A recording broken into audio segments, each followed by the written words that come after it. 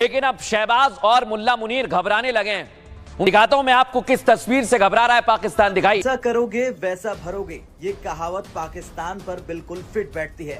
सालों तक भारत के खिलाफ झूठे नैरेटिव सेट करने के लिए जिस अल जजीरा को वो सबसे बड़ा हथियार समझता था, आज उसी अल जजीरा ने पाकिस्तान के मुंह पर ऐसा तमाचा मारा कि पूरा सोशल मीडिया आग बबूला हो चुका है। क्योंकि हम इस वक्त तशवीशनाक डेवलपमेंट्स हैं पाकिस्तान के दोस्त मुल्क से, इस जानिब एक क्लियर इंडिकेशन है, धचका लगाया है, तो वहीं दूसरी तरफ से कुछ मुश्किलात हैं जिनमें इजाफा कर दिया गया है।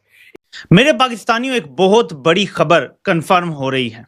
पाकिस्तान के लिए जम्मू कश्मीर पर कतर ने एक बहुत बड़ा उसके मुंह पे तमाचा मारा है। कारण है, अल जजीरा ने इंडिया का करेक्ट मैप दिखाया है।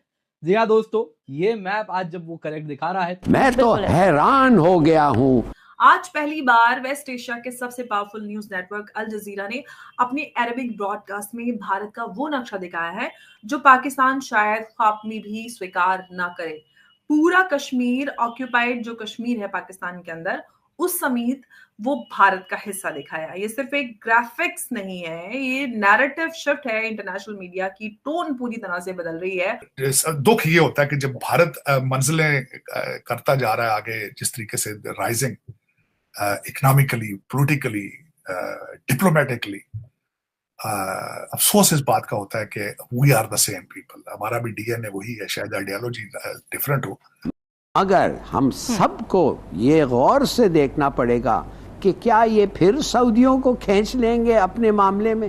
हर जगह जम्मू कश्मीर में भारत का अभिन्न और अखंड हिस्सा है, अभिन्न हिस्सा है, यही उसने दिखाया है। दोस्तों, ये गलती से नहीं हुआ, ये पर्पसफुली किया गया है। लेकिन पाकिस्तान का प्रॉब्लम यह है कि हमने तमाम अपने अरब दोस्तों को ज़ाया कर दिया। एक तो जारी बात है कि हम वहाँ पे जो ट्रांसफॉर्मेशन हो रही है, उस ट्रांसफॉर्मेशन को अंडरस्टैंड करने के लिए अभी तैयार नहीं है। हम यही सोच रहे हैं जी, वो अरब ममालिक हैं, वो इस्लामी ममालिक हैं, वो हमारे दोस्त हैं, वो हमारे यार हैं, वो हमें ये देंगे, वो हमें वो देंगे। इस तरह की चीज़ें जो है हम वो सारा टाइम सोचते रहते हैं और इसी के ऊपर हमारा फोकस रहता है। क्यों अब तक हम ऐसे बातों में मुलव्वस होते हैं? क्यों हम इतने अंडर डेवलप्ड हैं? पाकिस्तान को घुटनों के बल कर दिया। Pakistan at the verge of extension इस वक्त जो हालात चल रहे हैं। जी सुना आपने, क्या कोई पूछने या बताने वाला है कि इस मुल्क में आखिर हो क्या रहा है? तो मेरा नहीं ख्याल कि कतर के लिए अब पाकिस्तान वो उसको उस एंगल से देखता है। कतर के लिए इंडिया की रेलेवेंस ज्यादा है क्योंकि उनको अपॉर्चुनिटी एंड बिजनेस ज्यादा नजर आ रहा है। गो के इंडियन जो थे वो इन्वॉल्व थे। ये जो हुआ, जो एक्स नेवी के लोग थे वो, लेकिन इसके बावजूद कतर ये समझता है कि इंडिया के साथ काम करना शायद ज्यादा जरूरी है हमारे लिए। सो पाकिस्तान की जो रेलिवेंस है वो अपनी जगह, लेकिन इंडिया की जो जियोपॉलिटिकल क्लाउड है, खासतौर पर मिडल ईस्ट के अंदर जो बढ़ रहा है, ठीक है, वो भी इम्पोर्टेंट है। और दूसरी ये है कि रेलिवेंस, क्योंकि इंडिया का प्रॉब्लम है एनर्जी। इंडिया अपनी एनर्जी के ऊपर कंप्रोमाइज नहीं करना चाहता। वो इंडिया यूएई हो, सऊदी अरब हो, रशिया हो, दुनिया का कोई मुल्क हो, वो अपनी एनर्जी हर कीमत पे एक्सेस चाहता है, क्योंकि वो जो एनर्जी पार्टनरशिप्स है उसके ऊपर फोकस करता है, क्योंकि उसको अंदाजा है कि जितनी बड़ी हमारी आबादी है, जितने बड़े हमारे बिजनेसेस हैं, जितनी बड़ी पैमाने के ऊपर इन्वेस्टमेंट्स दुनिया से इंडिया के अंदर आ रहे हैं, manufacturing and all these things, तो ये सारी चीज़ों को देखते हुए इंडिया डेफिनेटली एक इंगेज करना चाहता है कतर से, और कतर भी समझता है कि हमें इस मार्केट को हर कीमत पे कैप्चर करना चाहिए। और दूसरा ये है कि these all countries are friends of the United States. देखें, कतर को इस चीज़ का पता है कि जितनी बड़े पैमाने पे इंडिया को टेक्नोलॉजी ट्रांसफर हो रही है और जिन लाइंस पे इंडिया मिडल यूएई के साथ काम कर रहा है, देखें पूरे जीसीसी स्टडी कर रहा है कि इंडिया का जो यूएई के साथ ताल्लुक है वो बड़ा इंपॉर्टेंट है।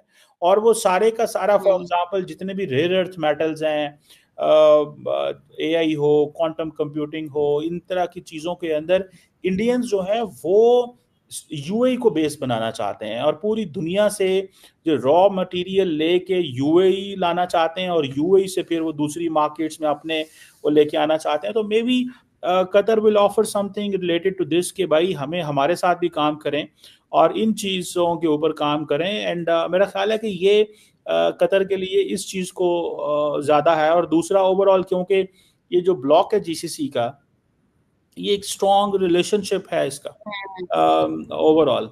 सो मुझे ये लगता है, this is what I find, this is what I realize. और लेट्स सी बाकी इसमें ये जो अभी तो क्या निकलेगा इन चीज़ों से ये पता चलेगा। लेकिन एक दुआ जो इम्पोर्टेंट, इनको अगर आप डॉट्स को ज्वाइन करेंगे, एक एक एक अनोखा किस्म का एक पिक्चर निकल के आ रहा है। और साथ ही ये जो तालिबान, अफगानिस्तान के तालिबान जो इनके ऊपर अटैक कर रहे हैं, पाकिस्तान जो दुरान लाइन के ऊपर, पाकिस्तान के अंदर जो जो चीजें हो रहे हैं, और पाकिस्तान का चंद एक चीजें, ये मुनीर का जो कॉन्स्टिट्यूशन अमेंडमेंट वगैरह वगैरह हो रहा है पाकिस्तान के अंदर, सिविलियन सुप्रीमेसी जहां पे होना चाहिए, अभी वो सेकेंड क्लास ग्रुपिंग या आर्किटेक्चर बन गया है अभी पाकिस्तान में, क्योंकि फील्ड मार्शल साहब को ऐसा एक आउट ऑफ ऑर्डिनरी स्टेटस दे दिए हैं, जो कि ना केवल आर्मी बल्कि एयरफोर्स और नेवी उनको कमांड करेगा, प्लस उसका ऐसा प्रोविजन, एक कंबाइंड डिफेंस फोर्स, एक सीनियरिटी उनका ये हो गया है, प्लस फील्ड मार्शल का जो इम्यूनिटी है, इम्यूनिटी एक पॉलिटिकल और जो कॉन्स्टिट्यूशनल इम्यूनिटी है, nobody can try him ever in life. तो ये जो प्रोटेक्शन एक मिल गया है, उससे क्या होता है कि उनको he is become absolutely, I would say, a kind of a insulated individual. Nothing. That means, in fact, so much so मैं कहूँगा डेमोक्रेटिक कॉन्स्टिट्यूशन के कोई भी चीजें जहाँ पे वो गलत करते हैं, कोई उनको चैलेंज नहीं कर सकता। सो इसी के साथ मैं ये कहूँगा कि ये जो मैप अभी आया है कतर में, ये मैप के साथ जुड़ा हुआ है चंद एक चीजें। नंबर 1, इजराइल और हमास के बीच में जो चीज हो रहा है।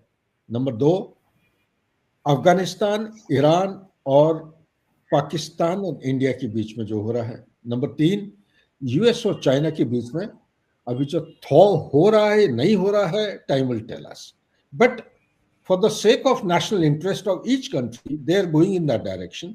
और साथ ही जुड़ा हुआ है अभी ताइवान, जापान और चाइना के बीच में। लेकिन इंपॉर्टेंट चीज है, ये मैप अगर किया है अल जजीरा दिखाया है, because Al Jazeera is known for being anti India. Muslim lens पे बिलीव नहीं करना। पाकिस्तान ने बहुत देर अरब वर्ल्ड को ये कहा कि ये कश्मीर का मसला है, इंडिया जो है वो ऑक्यूपायर है, इंडिया दिस, इंडिया दैट, इस तरह की बातें उन्होंने, पाकिस्तान ने बहुत देर की हैं, ठीक है ना जी। सो मुझे ऐसा लगता है कि this is something which is very important in a sense के पाकिस्तान को इस डेवलपिंग जो सिचुएशन है उसको अंडरस्टैंड करना चाहिए कि अरब वर्ल्ड कितनी तेज़ी से तब्दील हो रही है, अरब वर्ल्ड का जो पॉलिटिकल एनवायरनमेंट तब्दील हो रहा है, अरब वर्ल्ड की जो ग्लोबल आउटलुक है वो बदल रही है, अरब वर्ल्ड के जो वेस्ट के साथ ताल्लुकात हैं वो बदल रहे हैं। और अब हमारी पोजीशन ये है कि हम we are using Arab world to have normal relations with the West. हम अरब वर्ल्ड को इस्तेमाल कर रहे हैं कि हमारे वेस्ट के साथ ताल्लुकात बेहतर रहें। जैसे कि हमने देखा जी कि माजी में इमरान खान साहब की जो मुलाकात है ट्रम्प से, वो जी सऊदीज़ ने स्पॉन्सर की, किसी ने कहा जी, किसी ने कुछ की।